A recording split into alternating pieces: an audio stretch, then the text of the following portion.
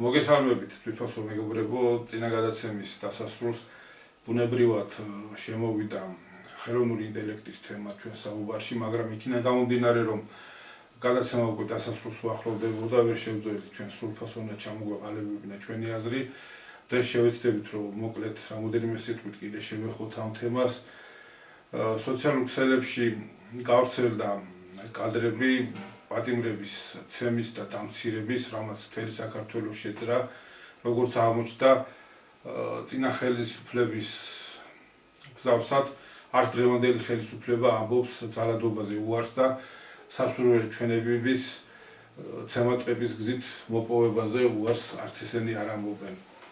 აგერ ჩვენ სამეზობლოში არჩევნები ჩატარდა, გაიმარჯვა ფაშინიანმა. ამ თემაზე შეიძლება საერთოდ არც შევხებოდით, რომ არა ერთი საკითხი, რომ ეს არ არის რიგითი არჩევნები, აქ საუბარი არის პოლიტიკური კურსის ვექტორის ცვლილებაზე, რასაც გარკვეული შედეგები შეიძლება მოყვეს მთლიანი კავკასიისთვის, არა მარტო სომხეთისთვის. ჩვენის თაობავად, რომელიც მოესწარეთ ჯერ კიდევ კომუნისტურ არჩევნებს, როდესაც გვინდოდა თუ არ გვინდოდა, შემოთავაზებული კანდიდატი უნდა აგვერჩია, ერთი კანდიდატი იყო სულ და ის უნდა აგვერჩიათ. რომც არ მიუსულიყავით არჩევნებზე, ის მაინც გამარჯვებული იყო. იქიდან მოყოლებული კიდევ ბევრი არჩევნები გამოვცადეთ შევარდნაძის დროიდან მოყოლებული მთელი ეს გაყალბების სქემები, შემდეგ ნაციონალური მოძრაობის დროს ჩატარებული არჩევნები, ისიც ვნახეთ, როდესაც ერთმა საპრეზიდენტო კანდიდატმა მთელი 300,000 ხმით აჯობა მეორეს, მაგრამ მაინც ის მეორე კანდიდატი გამოცხადდა პრეზიდენტად და გამარჯვებულად ამ არჩევნებში. ვნახეთ ამ ხელისუფლებების პირობებში ჩატარებული არჩევნების გაყალბები, მოსყიდვები, ძალადობა, ასე შემდეგ. მაგრამ ის რაც სომხეთში ხდებოდა, გზავსი არაფერი მომხდარა. არჩევნების დღეს წარმოგიდგენთ 700-800 ადამიანის დაკავება მოხდა და პირდაპირ წინა დღეს გამოდიოდა ქვეყნის პირველი პირი, იგივე ფაშინიანი და კონკურენტებზე, თავის კონკურენტ პარტიების ლიდერებზე პირდაპირ აცხადებდა, რომ ეს ციხეში წავა, ეს ციხეში წავა, ეს ციხეში წავა. გზავსი ასეთი რაღაც მე პირადად არ მინახია გამოგიტყდებით. რაც შეეხება იმ საგარეო საკითხებს, უბრალოდ საღები არის, რაც ჩვენ გვიკავშირდება პირველ რიგში, ეს არის ეს მუქარა და ეს მომწიფება სიტუაციის, ვიზა ლიბერალიზაციის გაუქმებაზე მაქვს საუბარი, ამ თემაზეც გვინდა ეს შევეხოთ და ერთგვარი შემონათვალი ამერიკიდან. რა უნდა მოხდეს იმისთვის, რომ რათა კვლავ მოხდეს ჩვენი ურთიერთობების ნორმალიზება და გადატვირთვა. ამ საკითხებზე გვინდა დღეს გესაუბროთ. დავიწყოთ კახა, როგორც ყოველთვის. მიგესალმებით ჩვენს მსმენელს, მაყურებელს, ძალიან ბევრი თემა არის. ბევრი თემა ტრიალებს. ხო, ძალიან დატვირთულია.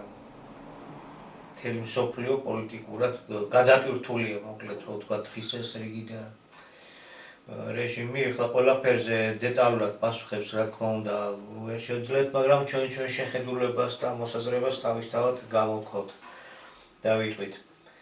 რაც შეეხება ხელოვნური ინტელექტის შესახებ, რამდენჯერმე წამოვიწყეთ, მიზეზთა გამო გაგვიგრძელდა. ახლა ჩვენ გადაცემას არ აქვს იმის პრეტენზია და თვითონ ჩვენთაგანს, რომ რაც ამომწურავი და გადამწყვეტი ვერდიქტი გამოვიტანოთ. ჩვენ ის აზრი, რაც ტრიალებს და ჯერ არ არის გამოთქმული ისე, როგორც საჭიროა.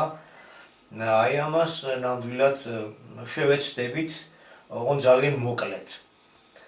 რა თქმა უნდა, ხელოვნური ინტელექტის ტექნიკურ მახასიათებლებზე ჩვენ არ დავიწყებთ მსჯელობას, ეს არ არის ჩვენი პროფესია, სხვა მსჯელობის საკითხია თავისთავად. მოკლედ კი ვთქვით, რომ თვითშემოქმედებითი უნარი და ეს ცოცხალი თავისთავად არ არის, ეს არის მსგავსი ადამიანის, რომელსაც შეუძლია ძალიან ბევრი სიკეთის გაკეთება, ისევე როგორც თავის დროზე ყველა იმ ტექნიკურმა მიღწევებმა, მეცნიერულ ტექნიკურმა მიღწევებმა, ტექნიკური რევოლუციის შემდეგ, ინდუსტრიალიზაციის მიმდინარეობისა და ასე შემდეგ პროცესში ორთქლის ძრავის გამოგონებამ და ელექტრობის აღმოჩენამ და ასე შემდეგ. რამხელა ნაბიჯები და წინ წაგვიყანა ასეთივე ძალიან დიდი ნაბიჯები შეიძლება რომ წაგვიყანოს აი ამ ტექნიკურმა მიღწევამ, რასაც ციფრული ტექნოლოგიების განვითარება ქვია. ეს ერთი შეხედვით.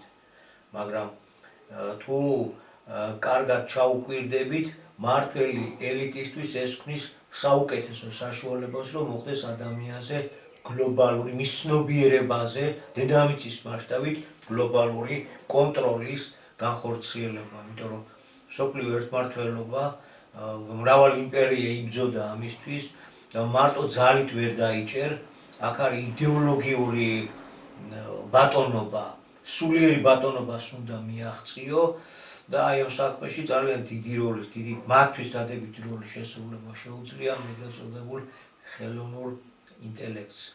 ესე იგი ეს თემაც უნდა იქნას განხილული ზუსტად ისე როგორც დანით ურსაც დავჭრით, კარგ საქმესაც გავაკეთებ, მაგრამ ამ დროს მკვლელობა შეგვიძლია ჩავიდინოთ, მაგრამ არსებული ცნობიერების პირობებში, არსებული წესწყობილების პირობებში, რომელიც ნიშნით შეფასებით უარყოფითისაა, ანუ მხეცისაა, ანტიქრისტესია, მაშინ ეს უაღრესად მძლავრი ტექნიკური საშუალება მოხმარდება არა ცივილიზაციის სიკეთეს, არამედ ადამიანის საზოგადოების დეპოპულაციას, ფენებად დაყოფას და ელიტისთვის იმუშავებს. ელიტა გახლავთ ეპშტეინის. თუ არადა ვნახოთ ეგ ფაილები, შემთხვევით არაფერი არ ხდება, ჩამოყალიბებულია საერთაშორისო საინფორმაციო ჯერჯერობით ნაკლებად კონტროლირებადი მაინც ჩვენამდე ბევრი ცნობილი ვრცელდება ინტერნეტში, თითოეულ ადამიანამდე შესაძლებელია რომ მივიდეს, მსოფლიო ელიტა, ვინც მსოფლიო პოლიტიკას მართავს, ეპშტეინის კუნძულ გავლილია. ამათ ხელში არსებული და პროგრამირებული სისტემა რას გვიზავს. მოკლედ რომ ვთქვათ, იყო პერიოდი, როდესაც 20-30 წლის წინ, როდესაც იწყებოდა ამ საქმის კეთება, რის გაგრძელებასაც ახლა ჩვენი ორგანიზაცია ცდილობს. მაშინ ასე იყო, რომ მთელი რწმენა ადამიანის გადასული იყო ტელევიზიაზე. რატო ტელევიზიაზე? რომ გათამაშდა და დაიწყო დემოკრატიული კარტის თამაში, ოპოზიციური, ანუ სახალხო ტელევიზიები, რომლებიც სიმართლეებს, აი ოფიციოზი ხო გასაგებია, ვთქვათ, არ არის მისარები ოფიციოზი, ვთქვათ, თავისი ქცევით არის მიუღებელი, რა, შევარდნაძის ხელისუფლება საძულველი გახდა, ხო? იგი გვარდების რევოლუციით დასრულა და ასე შემდეგ ვერ მოაყოლეს. იგი ოფიციალური სატელევიზიო, საკომუნიკაციო არხები თუ საზოგადოდ უმრავლესობისათვის მაინც მიუღებელია, გამოჩნდა ოპოზიციური ტელევიზიები და შეიქმნა ილუზია, რომ ყოველგვარ სიმართლეს კიდევ სამაგიეროდ ეს მეორე მხარე აშუქებს და მთელი რწმენა გადავიდა მასმედიის მიმართულებით. რაც არ უნდა ჭეშმარიტება გელაპარაკა, ადამიანები გვეუბნებოდნენ, რომ იცი რა, ტელევიზიაში რატომ არ ჩანხართ, კაცო.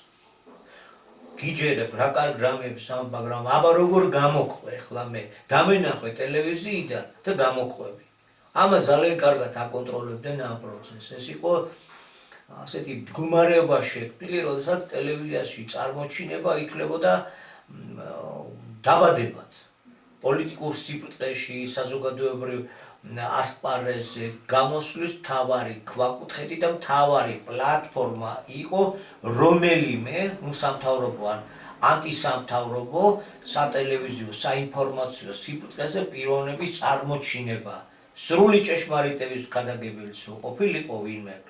ხო? იქ თუ არ გამოჩნდებოდა, არ გაყვებოდა, კი ხელს მოგიწერდა, კი იტყოდა რა კარგ რამეებს ამას, მაგრამ იქ რატომ არ ჩნდები? სიონისტური რეჟიმი მასე ჩეკავდა ახალ-ახალ პოლიტიკოსებს. ხო, ანუ ეს სატელევიზიო და ეს მასმედიის სივრცე ფაქტიურად იყო კერპ საჩეკი, ინკუბატორი და ამ გამოჩეკილი მიმართულებებით იმართება ქვეყანა დღესაც ასე გრძელდება. ეხლა ინტერნეტის თავისუფალმა, შედარებით თავისუფალმა, ერთი შედეგი თითქოს ნაკლებად კონტროლირებადმა სივრცემ, საინფორმაციო სივრცემ დაჩრდილა წამყვანი მასმედიები და გააჩინა შანსი, რომ ახალი აზრებით შემოვიდეს და სხვანაირადაც შეეხედოს მიმდინარე პროცესებს და მოვლენებს, მაგრამ აი აქაც არ ხდება შენელება რეგრესიის და შემოყავთ ხელოვნური ინტელექტი როგორც სიმართლის მთქმელი, დამრიგებელი, მასწავლებლის, პირდაპირ მასწავლებლის, ლექტორის, პროფესორის ჩამნაცვლებელიც, ექიმის ჩამნაცვლებელიც, რომელიც თითქოს გაგიმარტივებს, რჩევებს მოგცევს, ყველაფერს მართალს გეტყვის და ძალიან სწრაფად ხდება მიჯაჭვის ჩამოყალიბება. უკვე ძალიან ბევრი ადამიანი, ნორმალური ადამიანი, რა ამა თუ იმ საზოგადოებრივი, სახელმწიფოებრივი თუ უწყებრივი პრობლემატიკის თაობაზეც ესაუბრება ამ ხელოვნურ ინტელექტს. ისე საწყობილი. უნდა ითქვას, რომ უამრავი არმია შეკრებილი საგანგებოდ დარაზმული პროგრამისტების მთელი სოფლიოს მასშტაბით, რომ ამ ავტომატურ სისტემას, რომელიც რა თქმა უნდა ცოცხალია, რა თქმა უნდა არ გააჩნია თვითგანვითარების და თვითშემეცნების ნიშნები თავისთავად არ აქვს და ეს მსგავსება რომ გათამაშდეს და იყოს ძალიან შთამბეჭდავი ამ ყველაფერს მასალებს შეტანა უნდა, მონაცემებს შეტანა უნდა, უზარმაზარი საქმე ტარდება. ძალიან ბევრი პოლიტიკური გადაცემები და ანალიტიკური გადაცემები უკვე პირდაპირ ხელოვნური ინტელექტით კეთდება. ხელოვნური ინტელექტი გთავაზობს მომსახურებას, რითი დაგეხმარო, გააქვს რაღაც ვებგვერდი შენი გაკეთებული. საქმე იმაშია, რომ ის ჩვენთან არ თანამშრომლობს. შემოგთავაზა, ჩვენც დავუყენეთ ჩვენი პირობა, რაში უნდა დაგხმარებოდა და ნულოვანი დახმარების სურვილი გაუწდა. მას მერე გაუჩინარდა. მას მერე გაუჩინარდა. ეს ერთი საკითხი.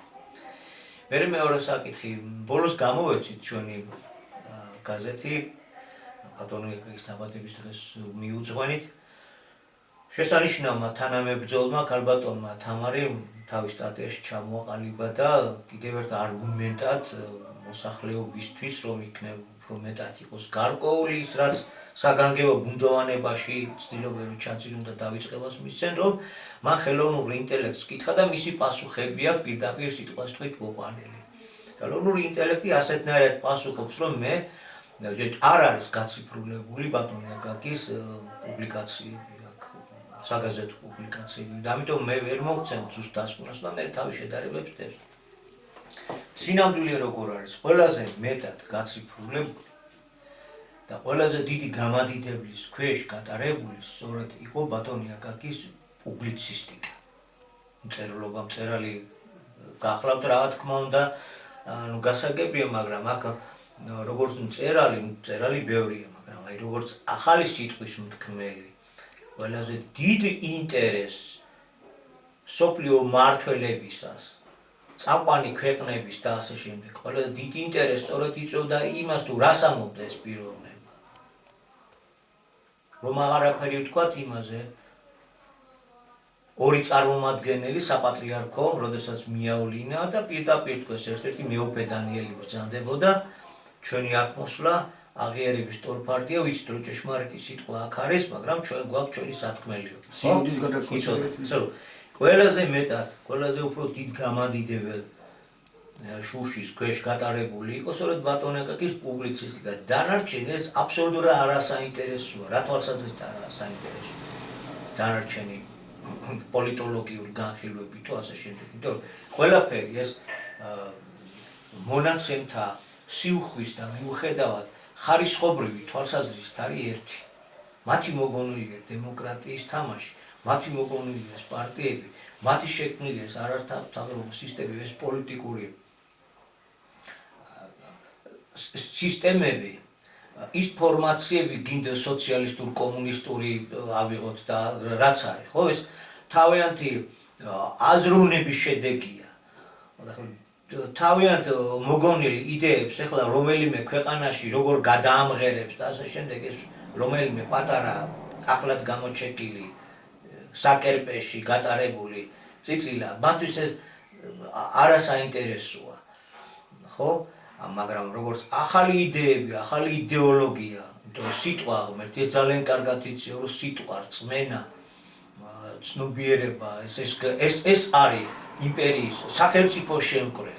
და ამასვე იმყენებს იმპერია, რომელსაც მithumetes პრეტენზია აქვს სოფლიო ბატონობაზე და ამიტომ ყველაზე დიდი ინტერესით იყო შესწავლილი სწორედ ის საკითხები, რა საკითხების ბატონმა აკაკიმ შემოიტანა და შემოიტანა როგორ ჩემით არაფერს ლაპარაკობ, ჩემით არ მოქმედებ, მე რაც მივიღე იმას გადმოგცემთ. ხო. შემდეგ როგორ მიდის ყოველგვარი გამიჯნა თქო სამხელოვნურმა ინტელექტმა, ესე იგი პროგრამისტებმა იციან რა უნდა რაში უნდა შეეწყოს ხელი, რა იდეოლოგიას უნდა შეეწყოს ხელი, ხელოვნური ინტელექტის დახმარებით, რა ანალიტიკური ცენტრების განვითარებას უნდა შეეწყოს ხელი და რა უნდა დაიბლოკოს და რას არ უნდა შეეწყოს ხელი, მაგრამ რა უნდა იყოს ყველაზე უფრო დიდი დაზვერვის და დიდი შესწავლის ობიექტი, ესეც განსაზღვრულია. ასე რომ ჩვენ ახალი მიწიერი ღმერთის ჭალებში რა თქმა უნდა ღმერთის დაბადების ეპოქაში ვცხოვრობთ, რითაც უნდათ რომ ფაქტიურად თითოეულ ჩვენთაგანს ყავდეს კუმირი, ყოვლის მცოდნე, ყოვლის მრჩეველი, ყოვლის გზის გამგნები, ახალი კერპი, ახალი გამოუცხადებელი ღმერთი და ღმერთათაც გვაქცევთ, გავაღმერთებთ ამას. ეს პროცესი ის კიდევა მეტად საზიანო და მეტად მავნე კაცობრიობის განვითარებისათვის. იმიტომ რომ არსებული ელიტის გეგმები ვიცით რასაც წარმოადგენს და რა მიზნებსაც ემსახურება. აი ასე მოკლედ შემოვიფარგლებით ახლა ამ ხელოვნური ინტელექტის მოქმედების მიმართულებით თუ რა ავკარგიანობაზე მოკლედ შემოვიფარგლებით. ხელოვნური ინტელექტი კიდევ ერთი მინდა ხაზი გავუსვა კაპიტალიზმის პირობებში უამრავ საქმეს გააკეთებს და მას შეიძლება რომ 100 თანამშრომლიდან ერთიღა დატოვოს და 99 ადამიანის საქმე გააკეთოს ხელოვნურმა ინტელექტმა. და კაპიტალის ან ფლობერს მოგება გაუზარდოს. ესე იგი უმშევრობის საფრთხე იქნება.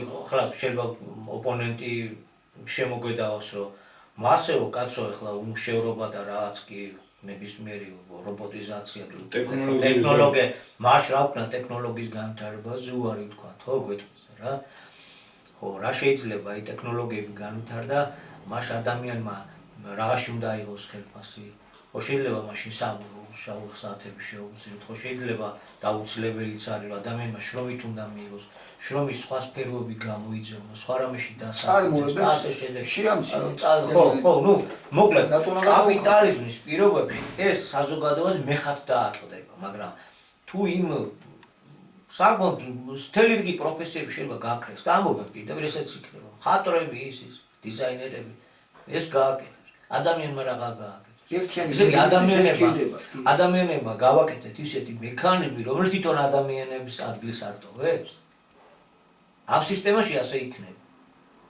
იმიტომ რომ დღესვე უკვე 10 ადამიანის საქმეს აკეთებინებენ ერთს. იმიტომ რომ იმათ ადამიანს ხوار გადაუხდის ეს ფული არ ჯობია რომ ჯიბეში ჩაიდოს და თვითონ გამდიდრდეს. ეს ხო ყველაფერია. აბა შევხედოთ ეს ქსელური მაღაზიები და მარკეტები და ბანკები და ასე შემდეგ როგორ ამუშავებენ, რა პირობებში ამყოფებენ და ხო ვიცით რაც მოყვება ყოველივე ამას არა.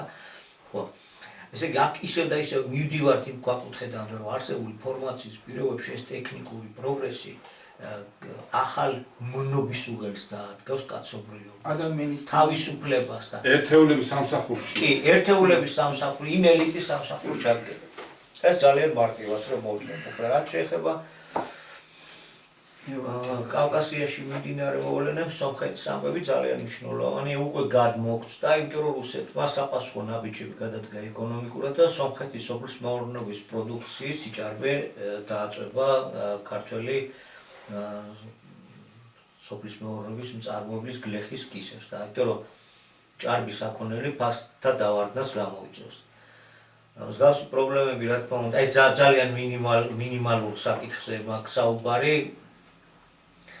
მსგავსი პრობლემების გამო ევროპაში იყო გამოსვლები და გარკვეული შეხლა-შემოხლა, იმიტომ რომ უკრაინული ჭარბი პროდუქცია ევროპელი ფერმერებისთვის იყო ცუდის მომასწავლებელი და მღელვარება გამოიწვია. იქ მაინც ადამიანი უფრო თავისუფლად გრძნობს თავს და თავისუფლად შეუძლია გამოხატოს თავის პრობლემებზე მოაწყოს დემონსტრაციები. ჩვენთან გლეხი სოფელი აბსოლუტურად განადგურებულია და ამაზე ხმისამაღლები არავინ არ არის. ელიტას ეს არ აინტერესებს, რა მოყვება ამ პროცესებს. ხო, ეს სულ მინიმუმი. ალყის შემორტყმა გრძელდება. შუა აზიის ქვეყნებში მსგავსი პროცესაა აქ ადგილი. რუსეთის გაძევება ხდება კავკასიიდან, შუა აზიიდან, ალყის შემორტყმის პროცესი კიდევ და კიდევ უფრო წინ მიიწევს. ეს უნდა ითქვას და ერთიანად ვეხოვით ძალიან ცუდ ამბავში, იმიტომ რომ ნათქვამი როგორ არის, როგორც კი იგრძნობს რუსეთი. გამოსავალი აღარ აქვს, მით უფრო მიუახლოვდება ატომური ბომბის ხმარების საკითხს. ამის დამადასტურებელია ბოლო დროს ჩატარებული. კავკასიაში დაპირისპირების კერი შექმნა ეს არამხდარად ჩვენთვის კარგი არ არის, ხლე 2-2-4-ია და ფაქტიურად პაშინიანის ამბებმა უნდა გავახსენოს ჩვენ ვარდების პროცესები. ანუ ეხლა სომხეთი გადის იმას, რაც ჩვენ გავიარეთ. იმ გზას ადგება, რა გზასაც ჩვენ დავადექით, რითაც თითქმის დავიღუპეთ. ტერიტორიული პრობლემები წამოიჭრა და წამოიჭრა, შედეგები არის სინამდვილეში უმძიმესი და ამავე გზას ადგება სომხეთი. აზერბაიჯანიც რა თქმა უნდა ამ საკითხში არსებობს გარკვეული შინაგანი ერთობა, დახურულ კარს მიღმა. ყველაფერი ეს ემსახურება რუსეთის საწინააღმდეგო სარტყელის ჩამოყალიბებას. რა თქმა უნდა, პატარ-პატარა ქვეყნებზე უნდათ რომ განალაგონ და გადაწყვიტონ ეს საკითხები, რაც პატარა ქვეყნებისთვის იქნება სრული კატასტროფა. და საბოლოო ანგარიში სოფლიოსთვისაც იქნება სრული კატასტროფა.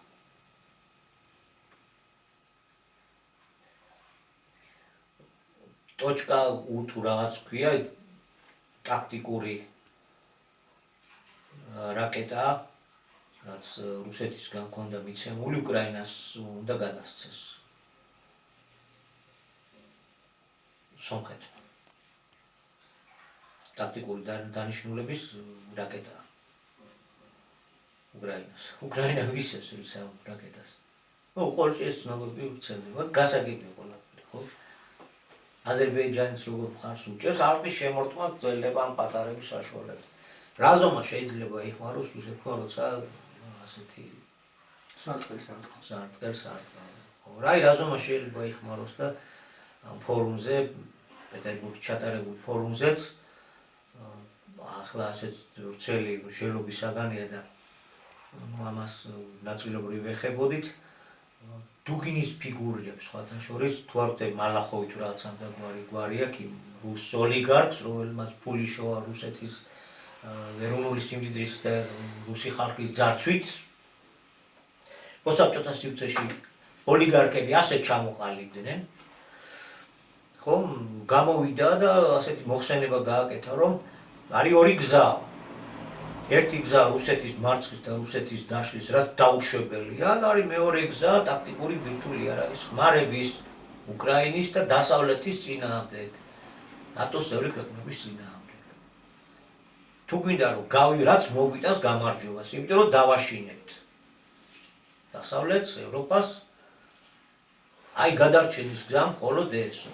გამოდის როგორც ქრისტიანი, დუგინი ვიცით როგორი იდეოლოგია და თითქოს მართლმადიდებლობიდან მომდინარეობს და კრემლის იდეოლოგათაც ითვლება. ახლა ამ ფორუმზე ასეთი მოხსენებით, ასეთი მნიშვნელოვანი დიდარი პიროვნება, თანამედროვეობაში კიდე ადამიანებს სახელმწიფოებიც და საზოგადოებაც სიმდიდრით ზომავს. აი ასეთი ამბავია, რაც მეტად იგრძნობენ ალყის შემორტყმას, მეტად გაძლიერდება ასეთი რიტორიკა. ხო, აქ თუ არა გამოსავალი სხვა გზაც რუსეთს, აქ ამაზე რო არ წავგივიდეს მსჯელობა, დიდი მსჯელობის საგანია, ყველაფერს ვერ ჩავდებთ ამ გადაცემებში, შეუძლებელია არსებობს ის მესამე გზაც. თუ ერთი გზა არის დამარცხების გზა, თუ მეორე გზა არის ატომური ბომბის და გამარჯვების, რაც სინამდვილეში დედამიწაზე სიცოცხლის მოსპობის გზა. არსებობს მესამე გზაც. ეგ მესამე გზა გამოსავალი მარტო რუსეთისთვის კი არა, ყველას. არა, მართლა მთელი სამყარო, მთელი დედამიწისთვის არის და ამისი გასაღები, ამისი ცოდნა, ამის ცნობიერება საქართველოში. გატანილია, გაცნობილი არის. აწილობრივ მაინც. მაგრამ თავის იმპერიულ პრიზმაში ატარებენ. ეხლა ჩვენ ამას დრო არ დაგვრჩება. ორი დიდი მასონის მსჯელობას უსმინე. იდება ეს ისინი, ერთი არის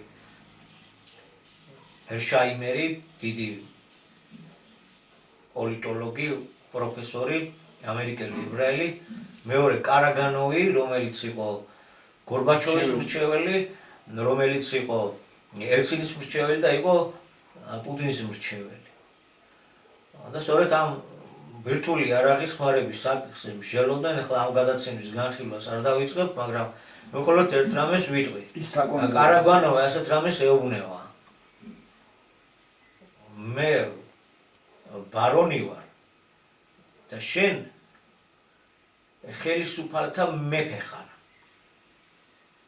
თემაზე საუბრობ, კარაგანოვი წარმოაჩენს, რომ მართლაც საჭიროა ევროპის გაჩერება ატომური დარტყმით, ტაქტიკური ბირთვული იარაღის დარტყმით. ევროპა უნდა გავაჩეროთ როგორც ბოროტების ბუდე.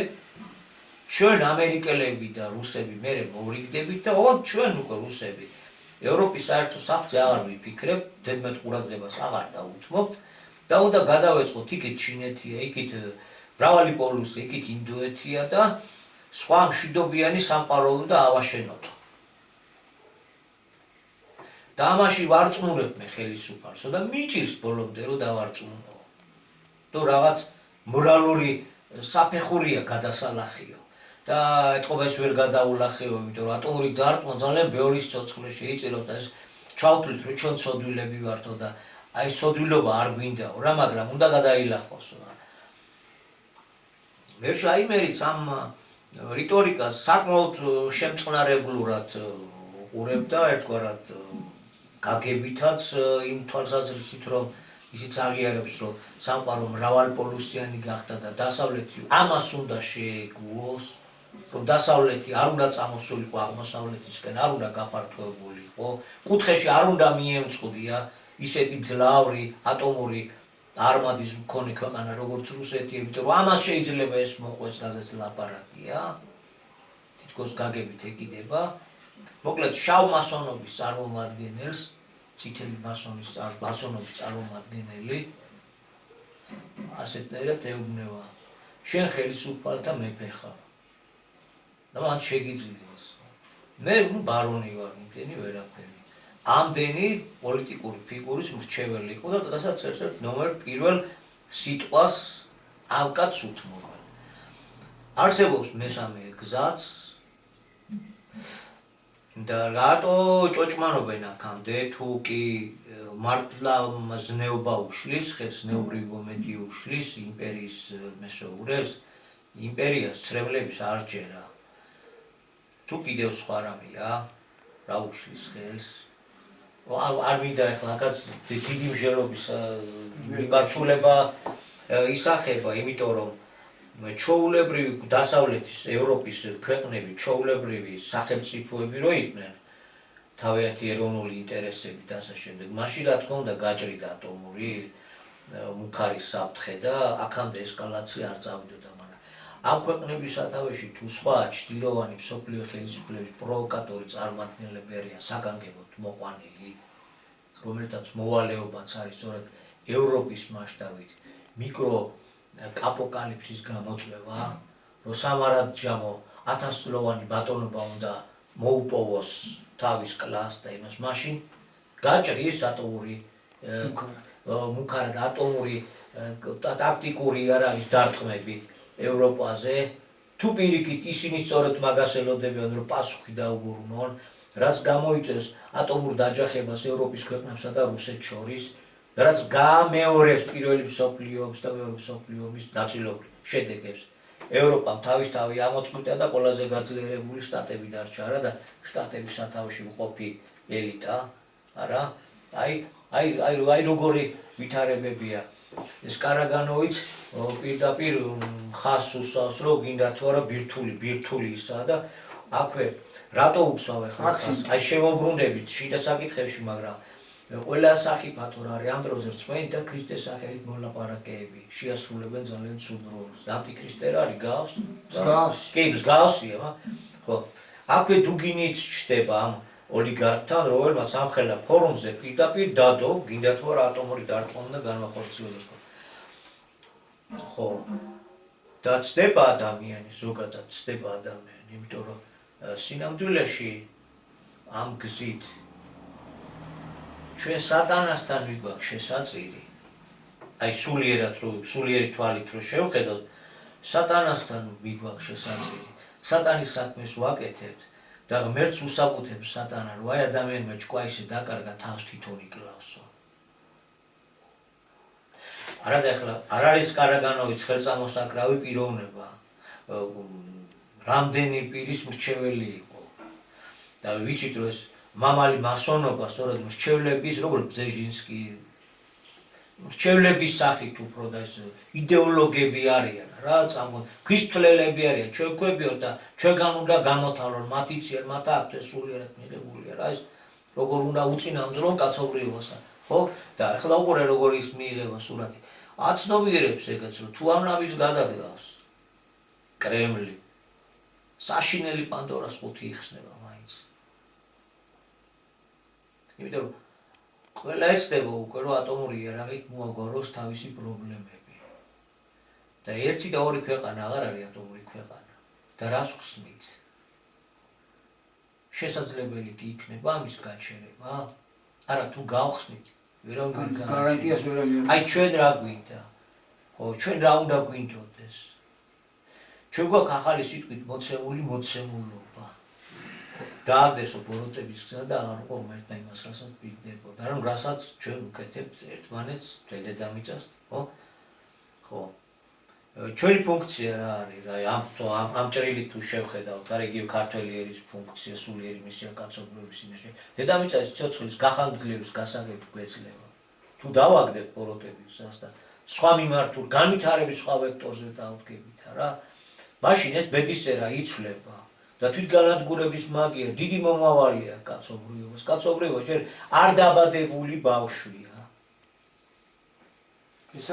თუმცა ესაა სწორედ ახალი დაბადების პროცესი. ხო? და აქვეა სიკვდილის დაბადება შედარებით მრავალჯერ მოუყანება თონაგაგის შობის პროცესი, ურთულესი პროცესი, იქ შეიძლება ბავშვის დაიღუპოს, დედას დაიღუპოს, სიკვდილით დავთავრდეს. ეს არის ეს სიმბოლოები ასე განიმარტება და ამ პროცესებს აქვს ადგილი ჩვენს ირგვლივ და რა საქართველოში რა ხდება რა? რაზე აქვს პრობლემა ახლა? რითი ვარ დასაქმებული? ჩვენი პოლიტიკა რას მისტირის, რაზე დაობთ ერთმანეთში? ხო? ისევ და ისევ იმას, რომ ჩვენ ყოფილვართ სანიმუშო ევროპის კანდიდატები და რომ არ გვიღებენ ევროკავშირში გაფუჭებული ევრობიუროკრატიის ბრალია. ახლა რომ გვემუქრებიან, რომ უნდა გამოგვაძეონ ვიზა ლიბერალიზაცია შეგვიჩერონ, ხო? ეს რა თქმა უნდა დიდი ტრაგედიაა. და ამერიკამაც შემოგვიხაზა უკვე, რომ ცოტა უნდა გადახედოთ, ტრაექტორია უნდა შეცვალოთო. პოლიტიკურ ტრაექტორი, პოლიტიკურ ვექტორზე ლაპარაკი. უკვე ხმამაღლა ალაპარაკდნენ, რომ კონსტიტუციას არღვევს სახელმწიფო. რომ ევროპისკენ სწრაფა გვიწერია, ნატოსთან ინტეგრაცია გვიწერია და სტრატეგიული პარტნიორობის ხელშეკრულებას ვაფორმებთ ჩინეთთან, რომელიც ამერიკის მეტოქი რბილად მოყვა. ადრე სუმაგას ვამოვდით. მრავალ სკამზე ჯდომა არ გამოვა. ერთდროულად ვერ იქნები ორი დაპირისპირებული ბანაკის, ორივეს სალცალკე, მსახური და ანუ სტრატეგიული პარტნიორი ვერ იქნება. ერთადერთი ფორმატი ამ შემთხვევაში გადარჩენისთვის არის ნეიტრალიტეტი, განსაკუთრებული სტატუსი. ახლა ვისაც ვერ გაუგია ჯერ ძალიან გასაგებია კრაჟზე რა. აი დრო იფონის ამაუცილებლობას. ხო. ეხლა სხვანაირად ეს არის სარგებლობა, პოლიტიკანობა და მრავალ სკამზე ჯდომით, იცი რა, გამოვალ აქედან დაგემუქრები, გაგლანძღა, იმიტომ რომ დიდი ბიჭის ფეხი შუა შევძრები და იქ შევეფარები. ეს დიდი ბიჭი აქამდე თუ ამერიკა იყო და ევროპა იყო, ეხლა გამოძრები მათ ფეხებიდან და ახლა ჩინეთის ფეხები შევძრები, სტრატეგიულ პარტნიორობას ესეთ მოთამაშეობას ვერ აიტანს სოფლიო პოლიტიკა, არავინ, არც იგივე ჩინეთში დადებითად არ შემოგხედავს.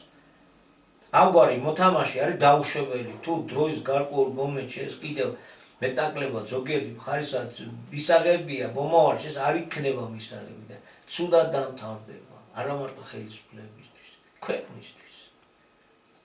ხო, არა დემოკრატიულ ქვეყანასთან არ გვექნება ვიზა ლიბერალიზაცია და წამოუწიეს ფაქტები, ცემატყების, ადამიანის დაჩაგვრის, დამონების, გაუბედურების.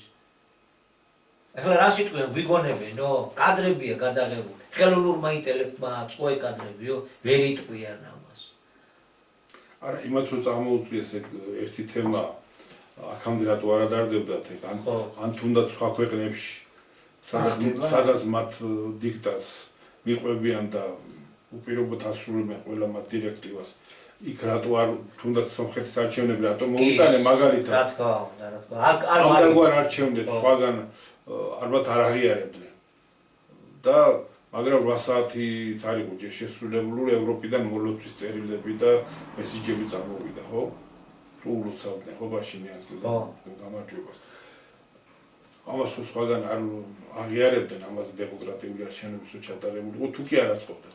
ანუ მათი ორმაგი სტანდარტები ეს სხვა თემაა, მაგრამ თვითონ ქვეყანაში რომ ამდაგვარი რაღაც ხდება რომ როგორც კადრებში ჩანს პატარა ბავშვია რა 18-19 წელს ალბათ რა ვიცი და ესეთი მოწყალოთ ექსევენ მოწყალოთ ურყავენ ეს სისტემური ხასიათია ეს არ არის რა თქმა უნდა თუ ეს სისტემური ხასიათის პროცესი არ არის ეხლა შეიძლება ცალკეული გადახრები ყველგან მოხდეს და ყოველთვის მაგრამ სისტემური ხომ არ არის იქ გორში დაჩვენები კადრები ცემატები ეს რაც მოხდა და ვიღაცამ გადაიღო და გამოამზეურა და ვნახეთ და რაც გადაღება არ მოხერხდა ან გადაიღეს მაგრამ ვიღაცას არ სურს ამისი გამომზეურება რაში ჭირდება ძალმომრეობა სახელმწიფოს ამდაგვარი თავს იმით იმართლება რომ ეს 22 წელს გადაღებული კადრებია და ეხლა მოგინდა თუ მზის სინათლეზე გამოტანავდა თვითონ აგერ ნაციონალური მოძრაობის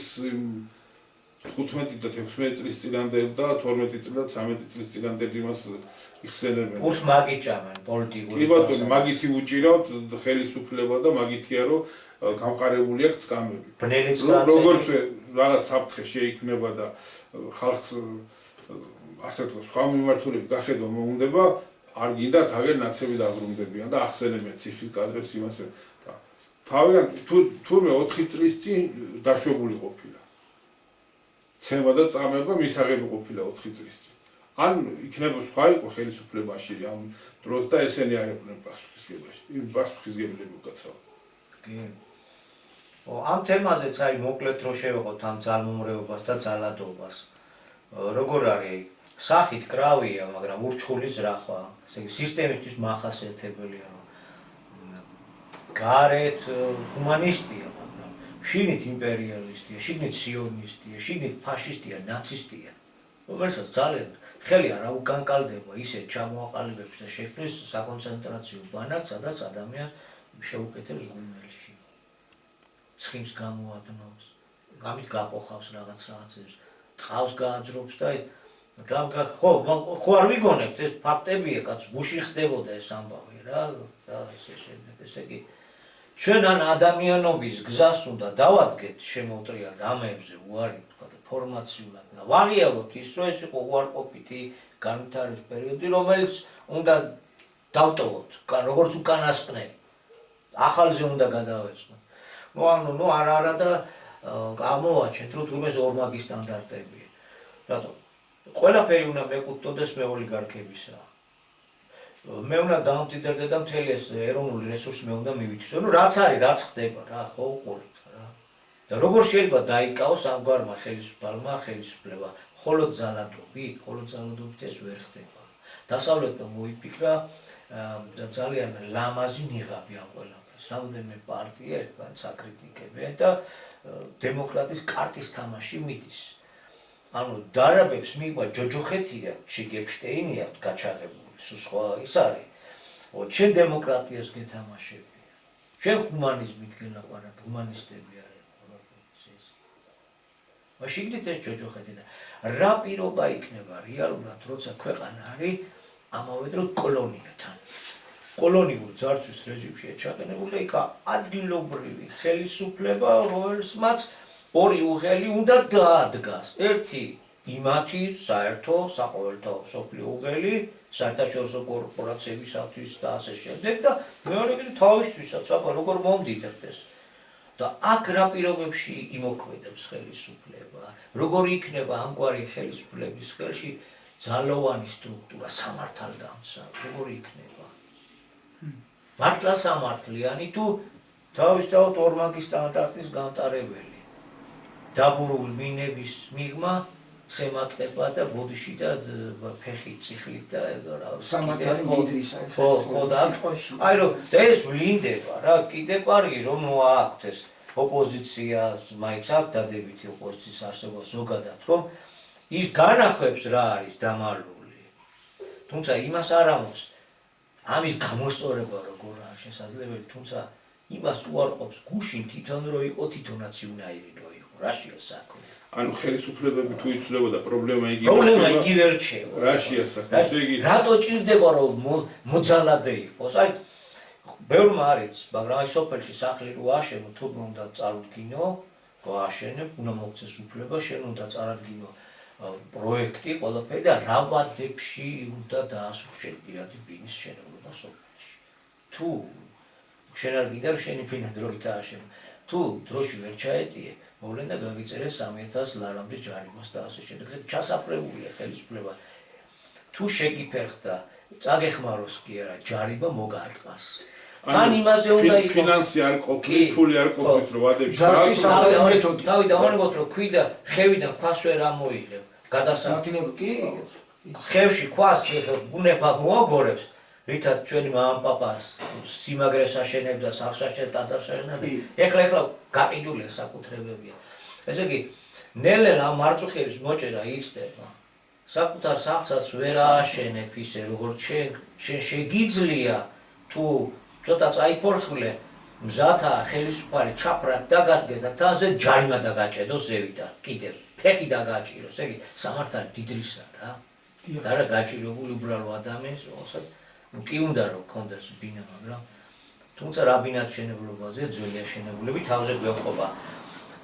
აი ესეთი დიქტატურა ძინვარებს სიღრმეში რომ შედიხარ. ძალადობაზე. ძალმომრეობა, ძალადობა, ერთმანეთის ჩაგვრა, წამება. ამაზე ადამიანი არაპირებს ხელისაღებას, არადა მოითხოვება, ხო, ბოროტების გზის დაგდება და აგერ ბოროტების გზის დაგდება კი არა შეაზეთ საუბრობდი პიროვნებები, რომელთა აზრსაც უზარმაზარი უდიდესი სახელმწიფოების პირველი პირები იზიარებენ, ოფიციალური მრჩევლები იყვნენ, ან ეხლაც არიან. ისინი რაზე საუბრობენ? თურმე ჩვეულებრივი შეიარაღებით, რაც ადამიანები და ჯარისკაცები იხოცებიან ამ მშვიდობიან, ეს საკმარისი არ ყოფილა. რომ ბირთვული იარაღი უნდა გამოიყენოს. არ ყოფილა საკმარისი ეს მსხვერპლი, რაც ყოველდღიურადაა. ბრძოლის ხაზი. ხო, აი ესეთია მდგომარეობა. ზურა რას მეტყვი? კი ბატონო, მოგესალმებით ჩვენს მილეს და მაყურებელს. ესე კარგად ისაუბრებთ ჩემო მეგობრებო აღნიშნულ თემებზე და ყოველთვის რამე და თქვა, აი რაზე გვაქვს ყურადღება გასამახვილებელი. საუბრობთ ორი სიტყვით და ამას ვერ აუვლით ვერც ერთ გადაცემაში, ვსაუბრობთ მოვლენაზე, რომელიც სამყაროსეულად აქ ამ ჭრილიდან გვინდა შევეხოთ ამ საკითხებს და პრობლემებს, რაზეც თქვა გვიწევს ყოველ ჩანაწერებში საუბარი. ესე იგი, ამ ჟამის პირობებში რომ ვიყვებით, დედამიწაზე ცხოვრ ნებისმიერ ადამიანს ეძლევა შანსი, რომ ყოველი სწავლე იქცეს პავლეთ და ამით გადარჩეს ადამიანური მოდმა დედამიწაზე. თუ ამ გზას დაარდეს და გავადეკით ადამიანები.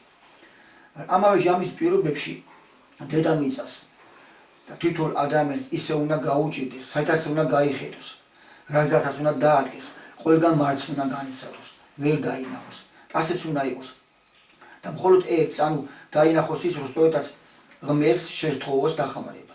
და ეს ღმერთიც აქ არის მოსული, ან ეს სიტყვა სულელით მოსული ეს ცნობა, რის დანახვაც ფაქტობრივი აღნიშნოთ, რომ ძალიან უჭირს ადამიანს, მისი წმენას. ანუ სასწაულებლად ძნელია გადარჩენის საკითხის გადაწყვეტა. ანუ ყველა იმედი უნდა გაუცვლდეს ადამიანს, რომ გამოიხედოს აკეთებს. აი ამ მდგომარეობაში აღმოჩნდით სამწუხაროდ. და ამაზე გვესაუბრებოდა სწორედ ბატონი 30 წელიწად და მის იგივე შექმნილი აგერ ჩვენ ორგანიზაცია, რომელიც ვაგრძელებთ ამ სიტყვით მოქმედებას და ხალხთან ურთიერთობას, ჩვენს მენელთან და მაყურებელთან. ანუ ყველა კეპი ამ წლების განმავლობაში უნდა დამსხვრევი, უნდა დაემსხვრა კიდეც.